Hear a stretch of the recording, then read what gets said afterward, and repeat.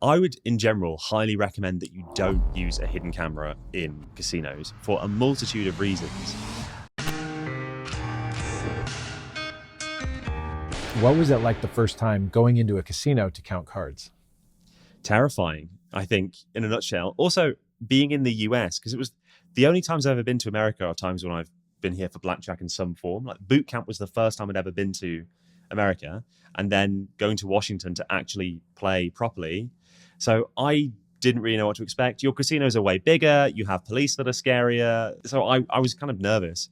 Yeah, I always describe it as it feels like you're about to rob a bank when you walk in. For me anyway, I always feel that tension. Even just when we were playing, I don't know if you just walk in and it's super casual and just another day at the office. But for me, I still feel like No. butterflies. Yeah. I get the same thing. Like, okay, I've been the places that we just played, I've been backed off from each of them multiple times. So there's sort of this like, how's this going to go? Yeah. But then usually the barflies settle. I will say on that note, I think that I have an advantage now because if people know who I am and then they back me off, they're worried that I'm filming. Yeah. So then I think sometimes I get special treatment during a back off. Going back to kind of the nerves. Yeah. How does card counting compare? Because you've been a street performer, you've been a professional magician. How do the nerves of card counting compare to other things you've done? That's interesting. I think it's kind of similar. Nerves are nerves, except with card counting, the stakes are higher in a way in terms of what could happen. Like, could I get arrested? First time, like, I had no idea. Also, I was filming first time. So then I'm worried about what if I'm caught with a camera? Which you still don't know the legality of some of. It is a complicated legal issue that I will not comment on in the sake of a video in case it's used against me in court. But yeah, I was worried that they think I was using a device to cheat. So all those things were kind of factoring into the nerves. Whereas if you're doing a show and you do a bad show, sure, that will be unpleasant and I would fear that happening or be nervous of that happening. But the consequences wouldn't be any more than people thinking you weren't very good. Yeah. There's not a possibility of getting cuffed for busking, for street performing. Well, it used to happen back in like the 80s. Yeah, but not in my, the most I would get is a security guard that says you've got to turn the volume down or something like that. But I've never had anything that made me feel unsafe when I was street performing. Is it exhilarating or was it exhilarating or was it like, this is beyond my comfort zone? It was just within my comfort zone enough, otherwise I wouldn't have done it. But I think partly because when you put so much effort and training and then you book a flight and then you fly over and you've got money, you're committed. Yeah. So no matter how scared I was, I think I was still going to do it. But yeah, I mean, it's a thrill.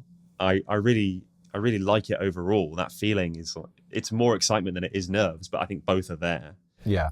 And those there are different levels of it. Like before just playing, recently, before really moving bets, there's who's looking, but then it's the bets are escalating, the phones ring, so there's kind of waves of the nerves. Do you have any tips or how you handle the nerves of the environment?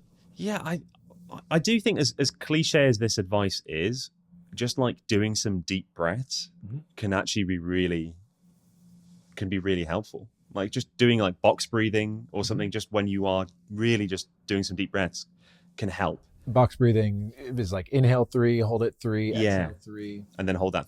Yeah, I think I do it for 4, but either way, it's all the same. But just that just kind of relaxes you a bit. So, but really, it's just a case of knowing that ultimately, the worst case scenario generally you can still walk out the casino.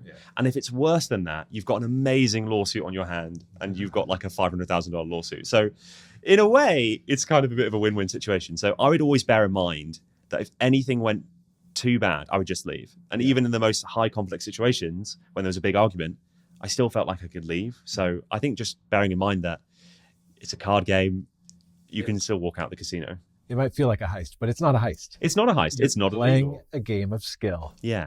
I actually found back counting today made me more nervous than regular counting. When you sit down and just play, you're just playing the minimum and you look normal. But when you're stood awkwardly behind the table, there's only so long you can do that. Well, I feel like there's an art to it. Yeah. But I'm not used to back counting. We're not going to get into the art of back counting right now. Yeah. What about just the overall emotions of card counting? How does it compare to other things you've done? Well, interestingly, there is a degree of variance in street performing, because you can go out and you can do a good show, but then not really make much in the way of tips, and then other times you can do well. So there's a degree of variance. So that feeling, to an extent, I was familiar with, but the scale of it and the emotional impact when you're card counting is 100 times more. Yeah. And I think it's just one of those things that you don't necessarily get used to it. Well, I guess you can get used to it even if you're not comfortable with it. It's still going to hurt when you lose a large amount of money, but I think you get more used to that feeling. And I guess the more you play, the more you know you're also going to have the good times. So it kind of all sort of is going to be fine in the end. You're still playing a positive EV game, but it's really hard to...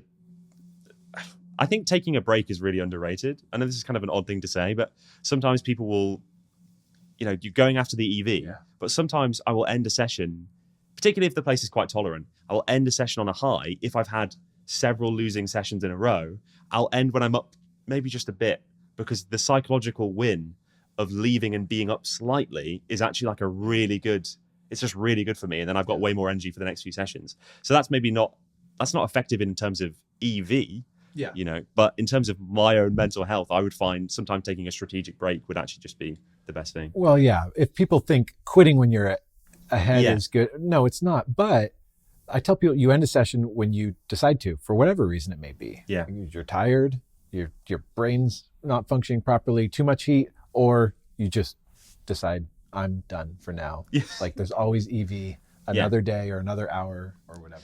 And it's got to be a bit of a balancing act. Yes. If you think that this is going to be if you think you're going to get the back off whether you leave and they're going to do it retroactively or not, then you might as well play it out. But there are times when I think taking a break, you're allowed to take a break. Yeah. If you're in a good mental space and keep playing. Some people don't need to. They can just take all of that, all the pain, and they're fine. They can bounce back. I was thinking you were saying like you don't get used to it, you get used to it, but it never becomes comfortable. It's like getting kicked in the shin.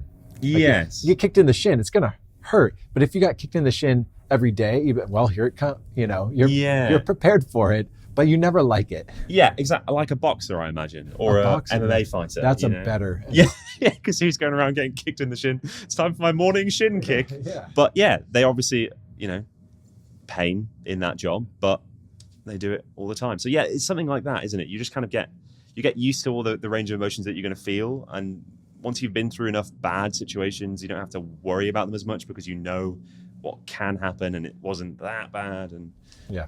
I imagine even a boxer, if they take a couple of years off, you have a flinch, Yeah, definitely. If you take a break from card counting for a few months and then come back, then it's going to feel heightened. Yeah. The first casino we walked in today, I walked in, was the one that I felt the most tense at. Mm-hmm. And then, a couple hours in, it was just like, oh yeah, whatever.